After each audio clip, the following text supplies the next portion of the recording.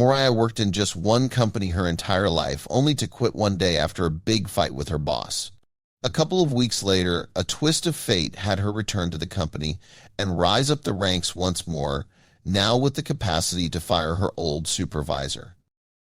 Right after graduating from university, Moriah received a management trainee position at a big corporation.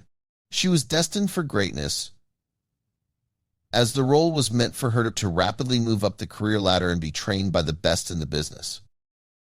Through the years, she was always appreciated and respected by upper management.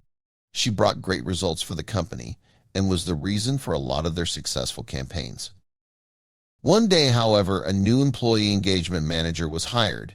His role was meant to create different programs that promoted work-life balance for the company's employees and to create useful incentives to inspire them to work better. To get to know everyone working in the company and their interests, he decided to do one-on-one interviews with everybody. When it was Moriah's turn, she happily walked inside the new manager's office with a smile on her face. "Hello, Mr. Drew," she said, extending a hand for him to shake. "I'm Moriah. I'm the senior manager for customer experience." "Hi," Mr. Drew said without moving from his seat. "Let's skip the pleasantries. Please sit down," he said, motioning to the seat in front of his table. Well, that's rude, Moriah thought to herself. She assumed that Mr. Drew was tired of all the people he had interviewed before her, so she let it slide. "So, what do you bring to the table?" "I'd like to know about you and your role a little bit more," Mr. Drew asked. "As I've said earlier, I'm Moriah. I've been working in this company for 35 years now. I handle customer experience," she began to explain. Before she could say some more, she was distracted by the wild expression on Mr. Drew's face when she mentioned she had been with the company for 35 years. "That's quite a long time, more than half my age," he exclaimed. "How old are you, even?" "I just turned 60, Moriah replied. "Still young. Also kept young by the team I handle here at the office," she noted with a smile on her face. Instead of smiling with her, Mr. Drew had a bewildered look on his face. 60? Shouldn't you be retired?" he said frankly. Moriah could no longer take the man's passive aggressiveness toward her, so she decided to confront him.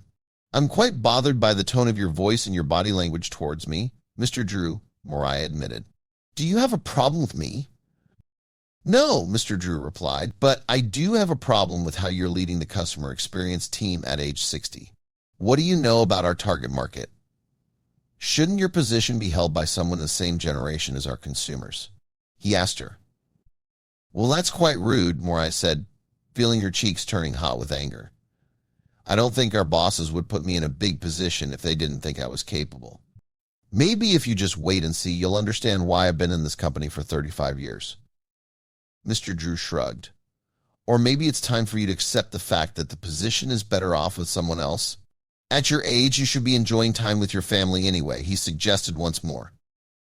Moriah shook her head. She wasn't about to give Mr. Drew the satisfaction of watching her go. She left his office and continued on with her business, working on yet another award-winning customer experience program that the company's CEO called a work of art. After launching her newest campaign, Moriah bumped into Mr. Drew again. "How many more campaigns do you have up your sleeve?" he asked her. "I can keep going," Moriah replied. "Or maybe you can give chances to the rest of your team," Mr. Drew suggested. "Maybe they would have fresh new ideas if you just allowed them to take over." At this point, Moriah had had enough. She couldn't understand what Mr. Drew's problem was with her, but she no longer had the energy to argue. "You know what? Fine," she told him. "You tell all the bosses that I quit. Go ahead and broadcast it to the company," she said, walking straight to the office to get her things.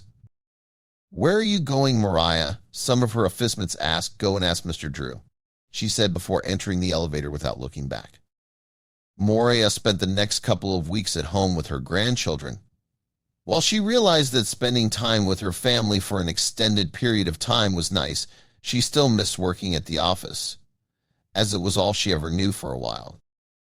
One day, while she and her grandkids were at a carnival, she received a call from the company's CEO. "I just found out about the true reason why you decided to quit," he told her. "Why didn't you tell me that the new hire was pestering you?" I just didn't think it was necessary.